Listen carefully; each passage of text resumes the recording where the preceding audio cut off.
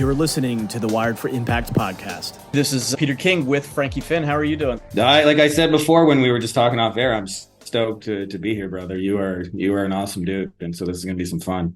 Yeah, I think so. We've had a chance to connect prior to this call, of course, referred by a mutual friend of ours. And he's like, you guys need to talk to each other because you sound like you're virtually the same person. And sure enough, when we got on the phone the other day, it was like a long lost brother kind of relationship. So thanks again for being on the podcast today. I really appreciate it.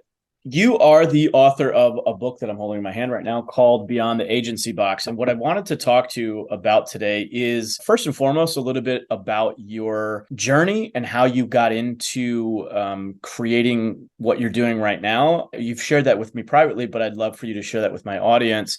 And then we're going to get into how we can use this model to create a side hustle at the very least. I think some people will be able to take this and really run with it. But in my mind, in this day and age, a lot of people are looking for that side hustle, looking for that supplemental income, and or just not fulfilled in their current job and wanting to do something that is a little more empowering and a little bit more under their own autonomy. So this, I think, is a perfect match for that. So anyway, why don't we start with how you got into this and how you got into essentially the tagline here on your book is the phoneless, meaningless digital marketing agency that creates lifetime happy clients, which sounds phenomenal. So how did you get into that? Yeah, it's funny. Like, you mentioned firstly, I just want to say that you mentioned it's a really cool side hustle. I actually think it's the side hustle in the sense that there's not many things in the world where you can build a very real legitimate business where you can build 10, 20, 50, 100,000, 300,000. And I've got friends doing 50 to 100 million with this model where you can literally start it in your bedroom with a laptop. And that's really that's it is all you need as tools to get started. I remember in a former life, I was actually an engineer and I didn't wake up one day and said I want to be this internet marketing guy. There's this whole appeal of the laptop lifestyle. I've been doing it now 16 years, so I haven't had a formal boss in a long, long time, and I never will go back. That's signed, sealed, and delivered for me. But I remember I got a call. It was a weird period of life. So my hometown is Windsor, Ontario, Canada. It's close enough to Detroit, Michigan, where you can hear the gunshots, but you don't get hit by them. But it's the same sort of economy, right? It's got a Ford, it's got a General Motors, it's got a Chrysler, and everyone works for one of the car companies or a supplier of the car companies or a restaurant that depends on the factory workers to come in. And so I grew up in this era where everybody is a factory worker, and that's just how that is. And I remember in 2007 when I got started, that area kind of felt the 2008 crisis about a year before everyone else. And I remember I would open up the newspaper and they would announce 20,000 layoffs, General Motors, and the whole city's 250,000 people and counting the surrounding areas. So they would just lay off 10% of the workforce in a day. And then the suppliers and everything else. And I remember it kind of pulled this rug out from underneath me that I'd always wanted to be an entrepreneur. I'd always kind of daydreamed. I'd always kind of dabbled in the side hustle. But now it was there was no going back because there weren't any jobs. And I didn't even have enough money to move away and go start a new life somewhere that wasn't feeling this. So it was I had to figure this out. And I had really nothing going. And a friend of mine, he's a real estate guy, and he called me up one day and he said, "Hey, Frankie, I wrote a real estate course and we're going to sell it on the internet." And I kind of laughed and I was like, "We?" No, dude, you're going to sell your own damn course on the internet. That's not my deal. That's your deal. And he's like, and I was like, "I've never sold anything online. I don't know how to do that." And he said, "Well, you're good with computers. You'll figure it out." And he just hung up the phone on me. And I remember laughing. I was like, "That guy's crazy." And it's funny, after 2-3 days, it started to sound a little bit more appealing by the hour. I remember I went to a job fair. My girlfriend was like, "Hey, let's go to a job fair." And I went there and there were all these jobs there. There were 50 jobs, and 100% of them at the time, because the economy was so going backwards, they were all what I would call sell for your own lunch. So they were insurance. They're all commission based, right? So you would only it wouldn't be a salary of any kind. You'd have to go out and hustle and sell your friends and family and get into it. And I thought, if I'm gonna have to sell something, at least I'm gonna sell my own thing. All right, we're doing a real estate course. And I spent about 2 years doing that. And in the process of it, I had to kind of self-teach myself something called SEO, which is like just helping, like rank your website in Google. And I got really good at it. And one day somebody came along and offered to buy the business for more than I was making for it. I don't remember the exact amount, but it was like the amount of work and effort and energy I was putting into it, plus the money I was making. It was like, oh, it's for that price, it's yours. It might have been 10 grand or something like that. So I went and sold the website, and I had this weird 2-year period of like, what am I going to do now? And somebody else messaged me and said, like, well, you ranked your own website. Like, do you think you could do that for me? And so I said, I don't see why not. And I did. And then before I knew it, like one person turned into two, and that grew until I had 150 people paying me around the clock to rank their website. I had a team of 35, and I eventually kind of imploded that business on purpose because there were a lot of things I didn't know. And it was kind of just, it was a weird place to be in because I was financially successful and completely autonomous, but my life was full of meetings and phone calls and people demanding my attention all day long. And so I ended up restarting it in a way, figuring out how to build it right, where you could build this kind of business, but also be autonomous in it so that you could like still go to the beach and build, people know me as the more beach, less laptop kind of thing. But I really do spend most of the day hanging out with my kids, going to the beach, and most of the business is running in the background, getting people. But I never woke up and said like, this is what I wanted to do. I was actually just an engineer trying to kind of find employment. And I don't know, I guess sometimes life has bigger plans for you than that. And then eventually, like after 10 years of doing it, I started coaching and mentoring other people, which was, again, never part of the plans. It was just, I had friends like, how are you doing what you're doing? And so I wrote a book. And it's interesting. A lot of times when people write a book, I've heard like, I want to become a best-selling author, and there's all these kind of egoic things. I'm like, this is just a little niche book. Like, I'm never going to become famous from it. And I was like, if I can just help one person out there who's like me, if like there's just one guy or one girl, because like I remember the first 2 years I was sleeping on my girlfriend's couch, and I had the what I call the anti-cheerleader, which I think everybody has in one form or another. But for me, it was the father-in-law who's like, get a real job. When you, and he always like was very condescending, referred to it as my little thing. And I always like, I love kind of throwing that back in his face. It took me like 5-6 years to really build it up to where I wanted to. But I remember all of a sudden my girlfriend and I just started traveling all over the world and going and seeing cool places. And he was always like, how are you guys affording this? And I just kind of wink at him because he'd always called it my little side hustle. And I winked at him and I was like, I guess that little side hustle's working out, Gramps.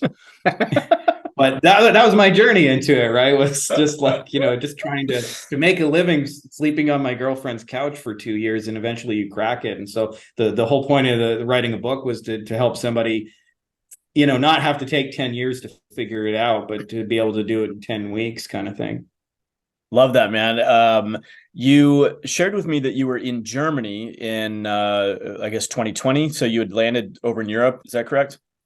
Yeah, I mean, so Ilke and I, my wife, we had been kind of doing the digital nomad thing, which is what I call just like endless vacation, like because as long as I got a decent Wi-Fi, I can do it from anywhere. And so we lived probably, or we visited, I should say, like I don't know where the boundary is between I visited it for a weekend and I lived there for a few months or whatever, but we probably went to like 30 different countries and in a matter of years. And then we had a kid together, and we decided we wanted to be close to family, mine or hers, and her family is in Germany. So we set it up about an hour away from their family, where close enough where they can help us out with the grandchildren, but far enough they still have to call us and say, are you guys home? Because we're going to drive an hour. That's perfect. Actually, I know that circumstance very well, and I'm glad you said decent Wi-Fi, by the way, because I thought you were about to say decent wife. So anyway, so you landed in Germany, and then of course 2020 hit when the whole world went bonkers. And this is what I really love about this model, is because it does give you autonomy. So walk us through what happened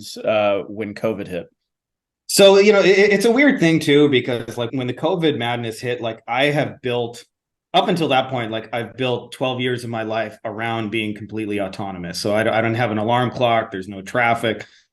I do what I want when I want. So a lot of that was like just us taking walks. And Germany, especially, like Germans have this thing, like, I got to learn a little bit of their culture in the 2 years I lived there. And they're like the most rule following people because they've beaten their heads like, you guys killed the Jews in World War II. You should feel like shit and be a good German and follow the rules and don't make waves. And so the dumber and the crazier the rules got, like it seemed like the more strict adherence it was to it.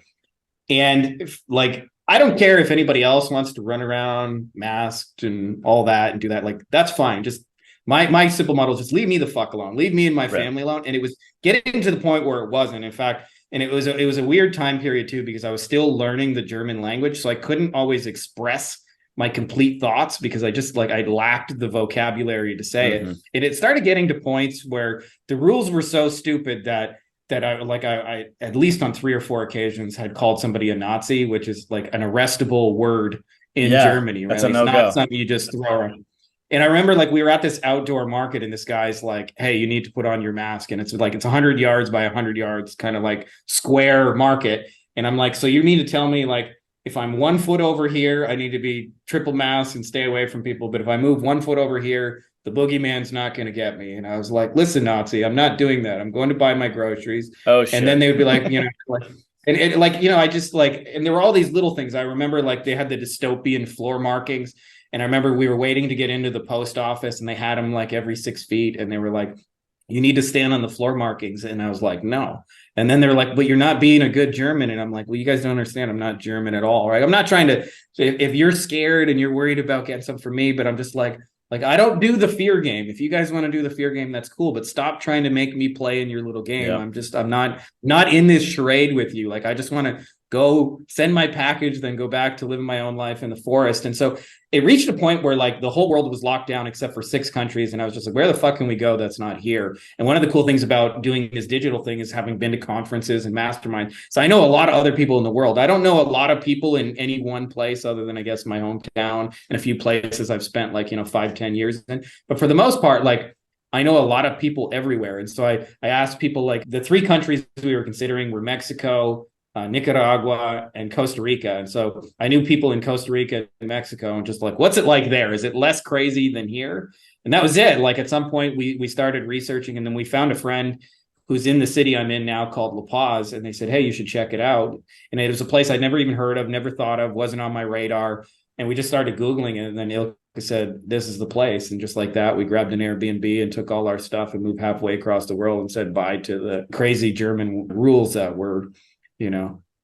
Yeah, that's quite a culture shift. But again, one of the reasons why I love this model, and the other one is that for, relatively quickly, you can ramp this up to several $1,000s a month. And in my humble opinion, the side hustles where you can, quickly turn it into 5 figures and more is a good starting point. So for those that are listening, can you walk us through what the model is and how you're able to deliver that? So yeah, so like to your first point that like you don't really need a lot. Actually, that was my first goal getting started, which we've long since surpassed. But I remember just thinking if I could just make 5 grand a month and not ever have to go back to a job, like that was life changing. And the cool thing about the model is like for the most part, you're selling like high end things. Like I have a friend back home, love her dearly. Her side hustle is she's selling candles on Etsy, and she actually like physically makes the candles herself. And I was just doing the math for her for like, hey, it takes you 45 minutes to make a candle and blah blah blah, and you sell it for $12, and there's only like $3 margin. Like you'd have to sell a billion freaking candles to be autonomous, right? Where in this model, like there's armies and armies of business owners that'll happily pay you $2,500 a month to help with their marketing if you can bring in valuable resources. So like to get to 5 grand a month is like you're talking 2 people. Like we're not talking like you got to go convince a bazillion people in the world to buy candles. And for that reason, it goes from like nothing to a lot really, really quickly. And for the most part, it's the simple idea that especially like offline brick and mortar kind of businesses. I mean, the model works with other stuff, but for the most part, like they need marketing help. They don't know how to make websites. They don't know how to rank their website in Google. They don't know how to set up pay-per-click ads. They don't know how to make their own videos. And even when they know how, they're too busy and they don't want to, right? So it's really just helping people with those things and packaging them in a way where it's a nice monthly services where you're helping them and it's helping them to grow their business and keep their team and staff busy. And you're kind of like their silent partner in business. And the cool thing about it is I didn't really actually write about this enough in the book, but there's even like a thing in our world called white label partners. And it's the idea that like, say you're selling a website and you know nothing at all about making a website. Well, there's a billion people that are web designers that want that kind of work, that will happily give it to you at a discount kind of wholesale price and be your fulfillment partner, so that you can go out into the world and sell a website. And as soon as you get it, you turn around and give it to the person that actually makes the website. And so you're just like kind of like a glorified middleman. And that's really all that Amazon does. That's all that Walmart does. Like, for the most part, they take other people's stuff, they put them in a place and they sell them. And it's a high ticket version of that. But what makes it such a good model, and why I love it, is because it's high ticket and it's recurring. And so it adds up really quickly. Like, I have, friends who are doing $1 million a year. They got 30 clients. Like, we're not talking like they had to convince a billion strangers to come work with them, right? Like, you can build $1 million business and have, 2-3 dozen people you're working with. And so for that reason, it's like the barrier to entry to get started is really just a laptop. Mm-hmm. What I love about what you're doing is it's not something that just you yourself have done. Give us a range of how many people you have that you've helped go from nothing to this is what they're now doing as their primary source of income. It's in the thousands for sure. Like, I probably got about, I don't know, 60, 70,000 people in the different communities that we do. And they're in all sorts of ranges of the spectrum. So there's a journey that goes through, and this is true of any service business, not just of this particular model. But you start out as a single solo operator, just trying to get anybody anywhere to pay you for some stuff. And then eventually you get good at that and people start paying you with regularity, and your new challenge shifts to, you've made promises. Now you got to keep promises. And so you got to like actually build a team of people to help you fulfill on that, and hiring and having a small team. And then eventually it shifts into a managerial thing. If you not saying everybody wants to build that. Usually if you're just after 5 or 10,000 a month, you won't get there. But if you're trying to build 7 figures, 8 figures kind of thing, you'll eventually have to like go through a managerial stage. And then it becomes like almost like a big corporate-y feel. Like, anybody who's worked for a big company can confirm what I'm saying, where it gets so big and so kind of impersonal, where like you no longer know all the clients you have, and it takes 7 meetings about meetings to get anything done. And Right. Hey, Susie's only getting promoted because she hangs with the boss on Fridays, and those kind of things start happening, and you have to kind of fix that. And then eventually it shifts into like a franchise or a licensing model, where you're taking what you've built and now multiplying it in different industries and things like that. And that's kind of like the journey. But most people, like, for the most part, just get stuck in the beginning of getting people to pay them for this kind of work. And a lot of it is less about what you do and more just about the packaging and the sticker on the box. So like, a lot of what I help people to do is to take it down, catered around a specific industry, and how to present and show them in a way where they go, oh, okay, that sounds like something I want. And here you go. And it's kind of amazing the first time it happens to you, but like, a stranger on the internet just like sends you like, here you go. I just signed up for, $3,000 a month. Now that's a very normal, regular thing. But in the beginning, I remember I would call all my friends and like, look, I got a PayPal receipt. They're $3,000 and it's already set up. So they're going to do it again next month. Yeah, that's exciting. I mean, for somebody who's been, living paycheck to paycheck, that's a game changer. It really is. And a paradigm shifter as well. Who are the types of customers? I mean, your customer is you're helping entrepreneurs, budding entrepreneurs expand their lifestyle, but who are the ideal customers that ultimately this agency box is serving? There's usually like 4 big boxes, and it like you can specialize in any of them. And I usually like it works for all of them. So there's pros and cons to each. But I recommend like doing the one that like kind of makes the most sense to you, feels right. And usually like you can speak their language. So the first and foremost is just like local businesses, dentists, doctors, butchers, candlestick makers, all those kind of people. Like, they need steady flow of business. And like oftentimes they're tech illiterate on top of it, right? Like, a lawyer doesn't know how to make a website, doesn't know how to put a video online, doesn't know how to promote it, all those kind of things, doesn't know how to make a Facebook post, little things that you probably do every day and take for granted. So the offline businesses, and that's probably the biggest, I'd say 60-70% of people are in those. But it also works for online businesses like e-commerce, where they sell physical products and are drop shipping them, and it works just as well for there. And they have some of the same struggles and challenges of like growing their brand. It also works well for what I call expertise businesses, where it's kind of an intangible thing. Coaches, consultants, masterminds, courses, things where you're selling information. And that one can be a little trickier, but it has like really high margins. And then the last one is software. where they're like a lot of people who create these software then have to go out and put it in the world. And oftentimes you'll see this in almost all of those businesses. They think about the marketing as the last piece of the business, and it's often the most important part of the business. Like if you don't have a strategy for promoting it and getting people in it, like if you open a little bakery and you make great little cookies, that's awesome. But if nobody walks through the door to try those cookies, you don't really have much of a business. And so, Right. like, what we're fulfilling the need is they have to have a way to bridge the gap to get people in the door to try the cookies in the first place and to come back and want those again and again. And there's systematic ways and processes to do that. Mm. How much are you requiring that end customer to be involved with social media and those kinds of things? I know on one hand, you're saying, hey, you're delivering a service by bridging that gap and not requiring the dentist or the chiropractor or whoever to actually have to be the techie person to do it. On the other hand, we all know that social media is very effective when people get on it. And so if you have the chiropractor, the dentist, or whoever being the face of their own company, it's kind of nice for them to have videos and things like that. Are you giving a sense of how much you're needing that end customer to create content for their own good?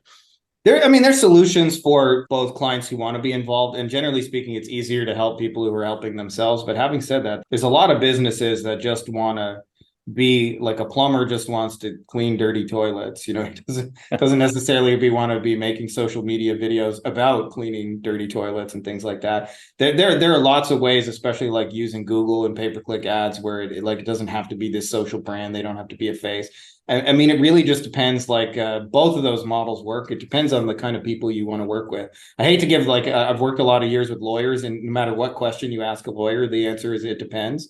But I hate to give you it depends. But usually, this is the hardest thing for people to understand is like all of those can work. So it's really a question of like, what do you want to do? I don't think enough people think about this, but what would be actually fun for you to deliver? Like if you like doing social media, then lean towards that. If you hate social media with a passion, it might make more sense to just help people generate business on Google. But both of those are viable models. It's more just like, how do you want to serve them? How do you want to show up? What kind of margins are you looking at? Especially in the beginning stage, the margins kind of like, obviously they get smaller as the machine gets bigger. Like the companies I know that are doing 50 to 100 million, they're only at like 10, 20% margins. But if you're just starting out as like in the freelancer stage, like that's the best part is like, it's usually 80 to 90% margin. And the 10, 20% where it's not 100% margin is usually some form of like, you might have a piece of software or two that helps speed that journey up and makes it easier for you to fulfill in a client, or you might hire a little bit of part-time help. Like there's websites like Fiverr and Upwork. Like if a client says to you, hey, can you help me with a logo? And you don't want to make a logo, you might pay somebody $20 to make it. And so that comes out of your margin. But usually somebody's paying you $3,000 a month. Like in the beginning stages, you're keeping most of it. I was just going to ask you. So basically people, like you said, you're the middleman. You're finding people out there who need online services, development or graphic design, those kinds of things. And then you're basically selling those and having another group of people fulfill that. Are those people typically in-house? Are you outsourcing those, or does your model have a blend of that? How do you teach your community to do it? We're gonna give the lawyer it depends answer, but it's like if you like doing that stuff, then keep it in house and do it. And if you don't, like find other people who that's their strength and lean on them. So for me, I usually find like people fall into two distinct categories. One is they're kind of extroverted. They like selling, they like presenting, they like making videos, they like talking about business. But man, like actually having to open up a computer and do the work, that sounds terrible. I'm of that type. So I always, have competent fulfillment partners. Then there's the opposite. And actually in the beginning stages, it's funny, I look back at myself, but when I first got started, when we made those first real estate things, my buddy said, why don't you make the video? You know what to say. And I was like, but you're the face of the brand. You need to talk. I sound stupid on video. I look ridiculous. You talk.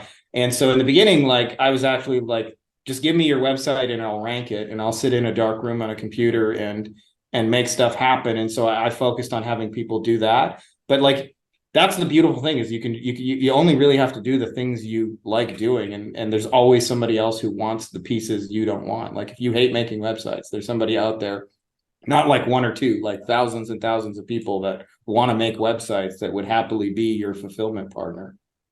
What's cool, I mean, this is a space that I'm relatively familiar with. Well, more than relatively, I've been in this space for quite a long time. And to your point, it's like there's so many different little things that you can do within even just the development of a website that you could specialize in and become, the go-to person for that, which is cool. So just reiterating what you were saying, that you can kind of pick and choose what you want to do and cater it to the world. There are other people out there that are doing this. Why have you been so successful? What's different about how you're coaching people and teaching, young entrepreneurs? What's different about your process than perhaps other people that are teaching the same thing? Well, I mean, there are other good people out there. So I've got a few of them, like friends and stuff in my community, that are actually like, they kind of share very similar values, and they also teach people how to do this. To be honest, like when I got into this 16 years ago, I never thought I'd be showing anyone else how to do this or teaching it. I was like literally just trying to figure out how to make some money to get off my girlfriend's couch and stuff. Like I like, just was genuinely feeling like a loser. And on top of it, it wasn't like I wasn't trying to get a job at that point. It was just like the economic situation like contracted so much in such a short period of time. Like it just wasn't available. And actually, I wrote about it in the book, but I came to a crossroads at some point where my girlfriend found out that there was a janitorial opening in the school board, and she could put in a word for me and I could be a janitor. And it's like, it's $22 an hour plus benefits, blah, blah, blah. And I sat there and I like had to look at myself in the mirror because I was broke. Like $22 an hour would have been significant. And I thought, do I really want to be a fucking janitor? Do I want to, like, was I put on God's earth to go run around cleaning up kids' shit? And I had no reason to believe in myself, like none. And decided, like, let's just go for it. Let's go all in on that. I'm going to make this work one way or another. And so I think like that to me is actually like what success is more than anything else. Is just like annoyingly stupid persistence and not giving up, even when it seems hard or difficult, even when you have no reason to believe, because I could have walked into like a cushy, whatever that would have been, $50,000 a year benefits kind of thing, and had a fallback plan. And yet I'm like, no, I'm going to build this. I'm going to make this dream work. I'm going to see it through to the end. And I think like when you make that leap of faith to go do it for yourself, like there's lots of moments where you just have to persist on, almost stupidly so, where things are not working externally and you have to go at it. And then as far as like, what are we showing people that's different? Word, it's called leverage. And what leverage means is, what I show people is how to remove themselves from the business. In like, the cool thing about digital is it makes you infinitely clonable. So like one of the things that we teach people is, I've shown people like in most business models for this, the way you sell a client is you get on the phone for like 60 or 90 minutes and you talk about their website or their SEO project or what they're trying to build. You have this long kind of conversation, and at the end of it, you quote them a price and blah, blah, blah. Well, I figured out how to do all of that in a 5-minute video. And so when somebody expresses interest in our service, I just send them the 5-minute video. And at the end of the 5-minute video, they're like, I'm in or I'm out.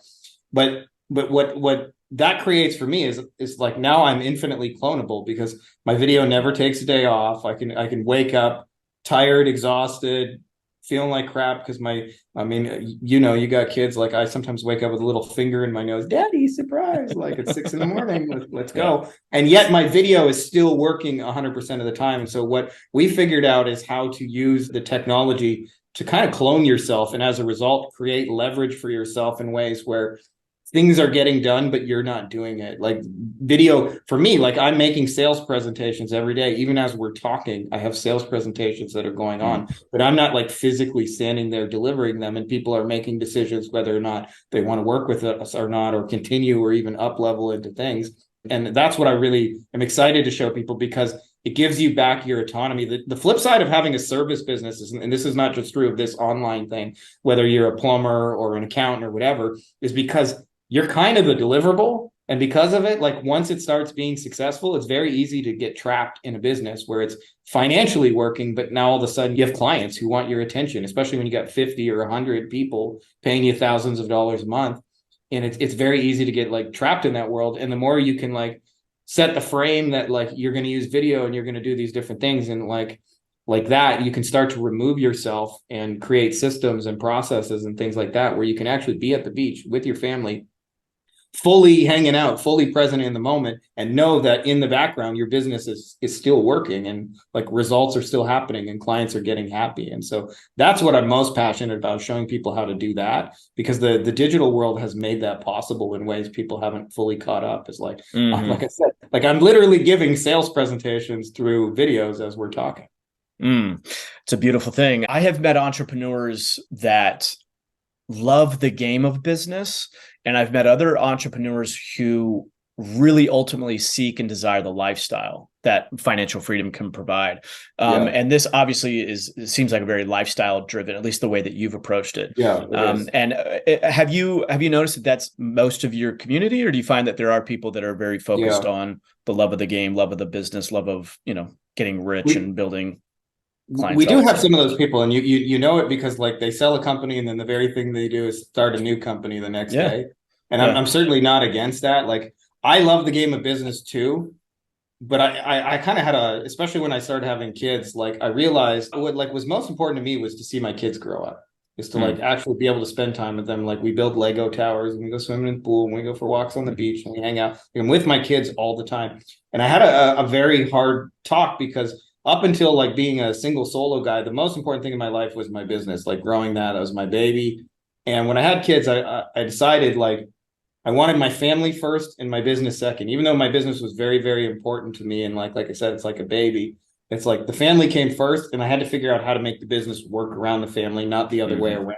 And I'll tell you, like, sometimes you have these like weird moments. I remember I was in Los Angeles. I was at this big Hollywood party, and Ashton Kutcher was there, and Jack Canfield, the Chicken Soup for the Soul guy, was there, and there were some NBA players and stuff like that there.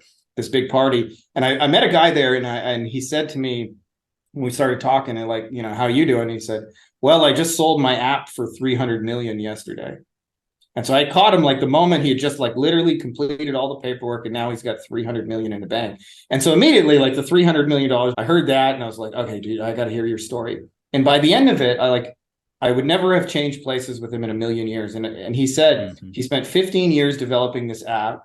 He said it was so stressful, he became an alcoholic, and he drinks every day. And he said, I haven't seen my family or my kids. I said, if I walked by my kids on the street, they wouldn't recognize me. I got divorced. Wow. And I thought, yeah, the 300 million sounds really cool, but the way in which you earned it, the process by which you got there, like, I wouldn't want to do that. I'm not an A or B. Like, to me, it's like, how can I have the 300 million and have my kids recognizing me and like grow up with them and still like keep the wife? And so, it's a deep shift. And I'm not saying this is the right shift for everybody, but it forced me to like really think about like, how do I make my business work around my family, not the other way around? And so, that's just what works for us.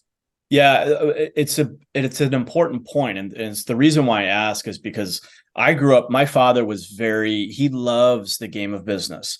He's what my daughter and I call a game player. Like, he loves the game, and he did very well. He's very successful. And same thing, day after he sold his business. Well, I'll say this. Growing up, I was a lifestyle guy. I like to create impact. I want to help people. I'm focused on that. So there was a part of me that resented my father growing up because he did it differently than me. And it seemed like there was different priorities. And I was frustrated with that a lot of the times. But I learned a very valuable lesson the day after he sold his business and did very, very well.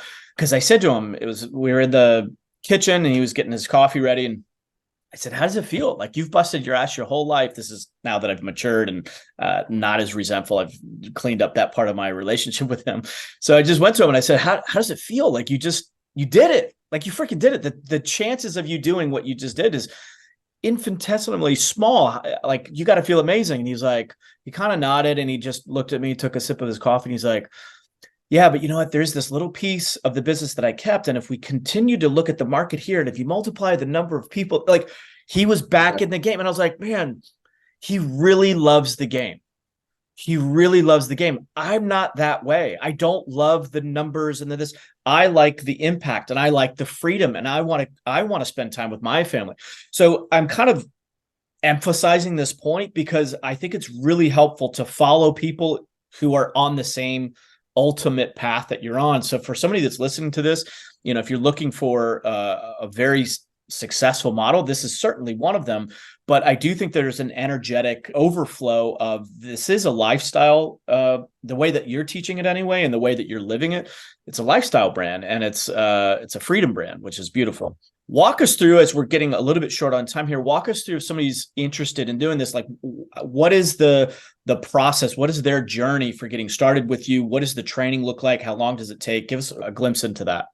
Yeah, I mean, the first thing that like people have to figure out is, and this is sometimes the trickiest part is they usually want to start with themselves and go, what am I going to deliver? Blah, blah, blah. I actually think it's best to choose a group of people, a niche, if you want to actually say it the right French way, and figure out everything you can about them, because it's not really about you. You know, I saw this in my hometown. There, for whatever reason, there's like an inordinate number of like pizza places and auto body shops. And I remember my brother had ordered Chinese food, and we got a knock at the door like 5 minutes later after the guy left, and he pointed, and he must have been texting or something, but he had backed his delivery car into my brother's car, and my brother's car smashed into my girlfriend's car. And she got her dream car, which was a Volkswagen Beetle. Don't ask me why a Volkswagen Beetle was her dream car. But as part of the insurance process, they say you have to go to an auto body shop and get 3 quotes, and we're going to go with the cheapest one. And interestingly enough, we went to 3 different auto body shops, and there's a bazillion of them where I'm from, like way too many of them. And they all said, well, Volkswagens are kind of unique cars, and because they have all these specialty parts, like we don't work on Volkswagens. Go see the guy on Drouillard Road. And so what ended up happening is we got to the guy on Drouillard Road, and he said, actually, I'm backed up for like 3-4 weeks because so many people are bringing me cars right now. But give this information to the insurance. They'll get you a loaner car in a month from now. I'll have your car back. And I thought about it. And I'm like, here's a space where there's too many auto body shops, presumably because most of them start it for their own selfish reasons, thinking like, I don't want to work for someone else, so I'm going to start an auto body shop. And from that point afterwards, because they haven't thought about their actual market, they struggle. And often it's just a 10% shift of being, I'm the auto body shop for Volkswagens because there's a real market need for Volkswagens. And so what I recommend is like choose a group of people that you would actually enjoy helping and go into it with a blank slate and just join their communities and read everything you do, because what you're going to do is you're going to cater to it. Like for the most part, like they're buying outcomes, not a website. So like, for example, if you're talking to a dentist, a typical dentist, they spend all day bent over people's mouth, their neck and back hurts. People hate the dentist. They hate everything the dentist does. And then the amount of money he earns is largely limited by insurance.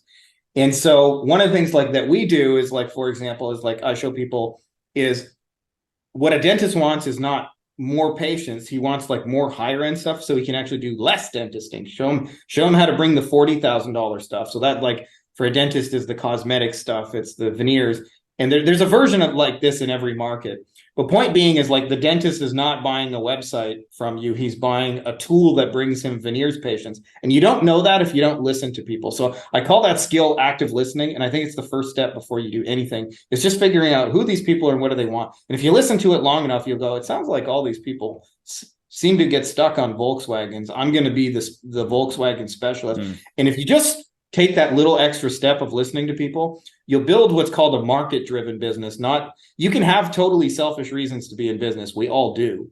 But they also have to have market-driven reasons. And you can't do that without picking an audience of people and listening to them. And so to me, that's actually the most crucial step to get started, is just to listen to them, figure out what they're going to do, and then figure out how would I solve that problem with the tools and resources that are available. And usually none of those things have to be you. Like if you find out like, hey, they're trying to get like all these people trying to get Volkswagen help. Well, I'm going to create the Volkswagen specialist. How can I build a Volkswagen website? How can I drive Volkswagen related clicks to it? How can I like it's not anything different, but it's like I said, it's like a 10% shift focusing on where there's real needs. And I see this mistake done over and over because people build a business that's 100% about them and it's not even like 10% market driven, and then it creates a struggle where you're pushing a boulder uphill. As where if you actually look at, and this is the thing to understand, is people go, oh, it's so competitive. There are always 100% of the time in every industry you can go in, there are unmet needs. And the reason for this is in business, the problems are endless. So like when I start, I don't have any clients, so I have this problem. But once I get clients, now I have to like actually keep the promises I've made. That's a new problem. Now I need to hire people to help me with it. That's a new problem. Then I have to figure out how to manage those people. That's a new problem. So the problems are endless. So there's never a point when there aren't needs in the space that need fulfilled. And so if you start with the market needs and figure out how I can fulfill on those, you'll build a better business that's easier to run. And it takes like literally just a couple hours. And you can do this, like Facebook's one of the easiest ways you can do this. You just join a community of dentists and spend 3 hours reading comments from dentists about the things they say and they're stuck on, and you'll know more about them than like 90% of the people who are offering them solutions. And because of it, you'll actually be able to help them with what they're trying to do, because they're not buying whatever it is you're selling, they're buying the outcome it creates in their own life.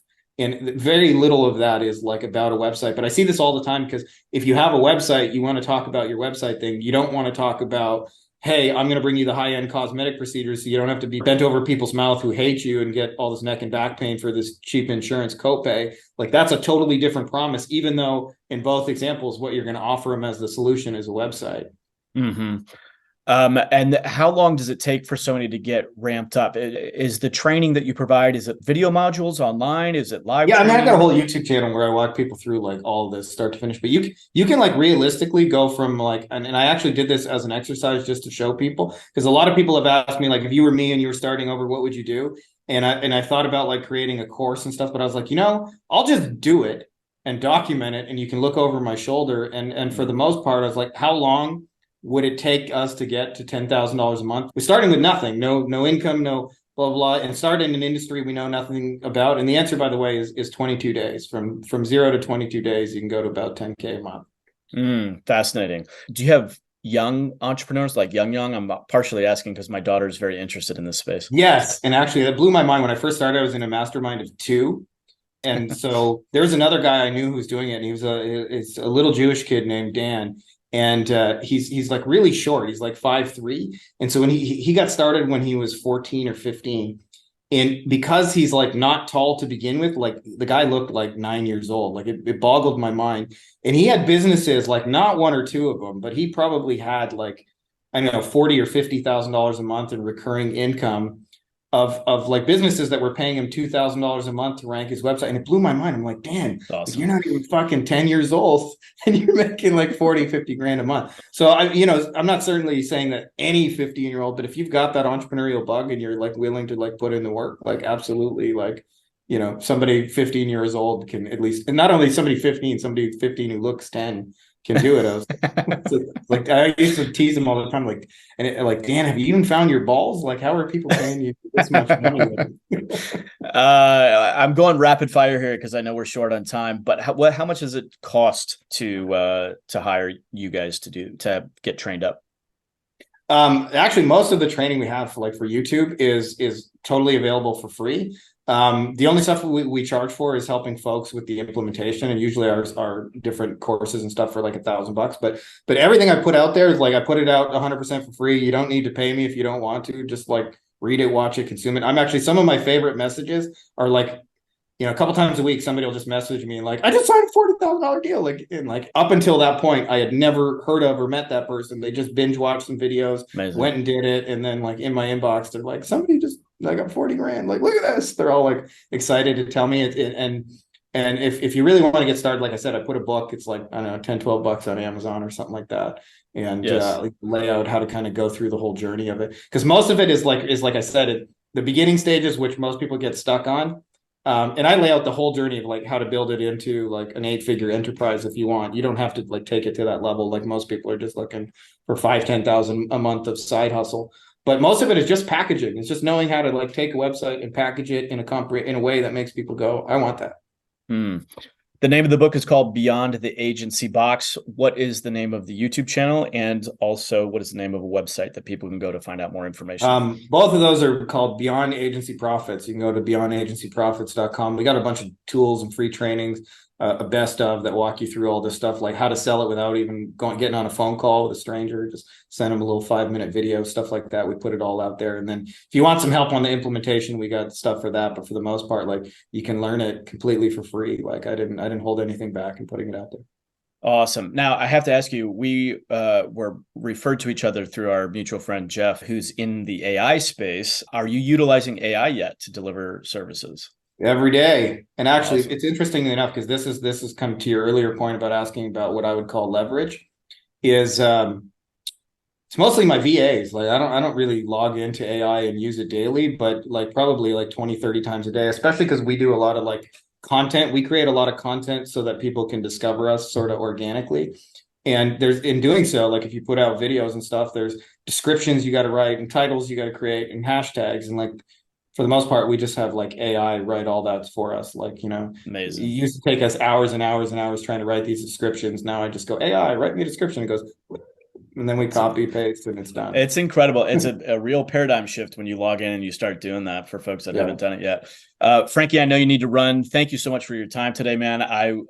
We thought we might go down some other rabbit holes, but perhaps it's better that we didn't. Maybe we can save that for another podcast. This information is very, very powerful. I know, especially with everything crazy going on right now in the economy, a lot of people are looking for alternative paths. So thank you for sharing your wisdom today. And thanks for being courageous enough to follow your heart, your passion, your purpose, and creating a freaking awesome impact. Amen, brother. Right back at you. All the things you just said to me, right back at you. Thank you, man. All right. We'll be in touch. And thanks again. Take care. See you, brother. Thank you for listening to this episode of Wired for Impact. If you're interested in creating and expanding your impact, be sure to visit us online at impactnow.com.